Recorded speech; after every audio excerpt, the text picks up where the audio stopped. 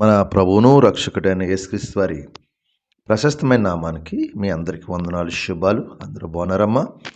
దేవాదేవుడు మరొక నూతన దినం దయచేసిన దేవాదేవునికి వందనాలు తెలుసుకుని ఈ దినపు వాగ్దానం ధ్యానించుకుని ప్రార్థన చేసుకుని మన పనులు ప్రారంభించుకుందాం. ఈ దినపు వాగ్దానం: నీవు నీరు కట్టిన తోట వలె ఎప్పుడు ఉబుకుచు నీటి ఓట వలె ఉండేదవు. యెషయా గ్రంథం 58వ అధ్యాయం 11వ వచనంలో ఈ మాట ఉంది. నీవు నీరు కట్టిన తోట వలె ఎప్పుడు ఉబుకుచూ ఉండు, నీటి ఓట వలె ఎప్పుడు. దానిపైన ఏమంటే, యెహోవా నిత్యం నడిపించును, క్షామకాలం నిన్ను తృప్తిపరిచి నీ ఎముకలను బలపరచును. అప్పుడు నీరు కడతాడు. ఎప్పుడు దేవుడు నిన్ను నిత్యము నడిపిస్తాడంట. ఎందుకు నడిపిస్తాడు? ఆయనతో ఉంటాయి కాబట్టి. ఆయన అంటున్నాడంటే, నీరు కట్టు తోట ఎప్పుడు కూడా సమృద్ధిగా ఉంటుంది. ఎముకలు తోట ఎప్పుడు బలంగా ఉంటుంది. ఎందుకని ఆ తోటలో ఏముంది? సారం ఉంది కాబట్టి. అలాగే దేవునితో నడితే మనకు కూడా సారం ఉంటుంది.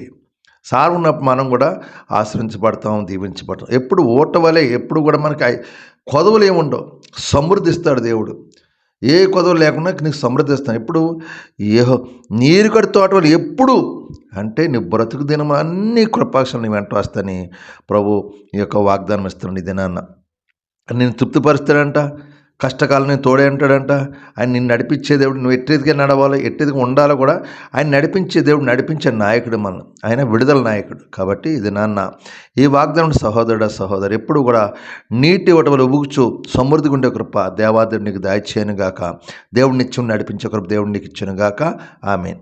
ఈ వాగ్దానం వల్ల ప్రార్థన చేయండి. దేవుడు నిన్ను కుటుంబాన్ని దీవించి ఆశ్రయించును గాక. ఆమెన్. ఈ సమయాన్ని మీ కొరకు ప్రార్థిస్తారు. మీరు కూడా నాతో ఏకీవించండి. ప్రార్థన. సర్వాధికారి అని యేసుప్రభ, మహాగండ మహోన్నతుడ, పరిశుద్ధాత్మ యేసుప్రభ, రాజులకు రాజా, గనుడు, మహోన్నతుడు అయిన తండ్రి నీకు వందనాలు. ఇంకోనైనా మరొక నూతన దినం దయచేసి ఈ దినమంతా మేము చేస్తున్న మా చేతి పనులు మమ్మల్ని మా యజమాని తోటి పని వారిని దీవించు. మేము వెళ్ళే ప్రతి పనిలో జయాన్ని, విజయాన్ని దయచేయండి. దుష్టుడు సాతాను ఎటువంటి గలిబిలు చేయకుండా మా చుట్టూ మీకు కంచివేయండి. పని భారం ఒత్తిడి లేకుండా సహాయం చేసి యజమానుల ద్వారా తోటి అందరితో సమాధానకరంగా ఉండే కృప తెచ్చి ఈ దినమంతా మీకు ఆబ్దలతో కంచివేయండి. ఏ బలహీనంగా ఉన్న బిడ్డలు ముట్టండి, స్వస్థపరచండి. హాస్పిటల్ ఐసీయూలో ముట్టండి, స్వస్థపరచండి. కుటుంబ సమస్యలతో బాధపడుతున్న విడుదల తెచ్చండి. నీ కృపని బిడ్డలకు తోడు ఉంచండి. ప్రవ్వా నీకు వందనాలు. ఆర్థిక ఇబ్బందులను దూరపరచండి. అప్పులు బంధకాలను విడిపించండి. తాగుడు వ్యసనాలను దూరపరచి ప్రవ్వా. కుటుంబంలో ఏ బిడ్డకి ఏ సమస్య నుంచి విడిపించండి.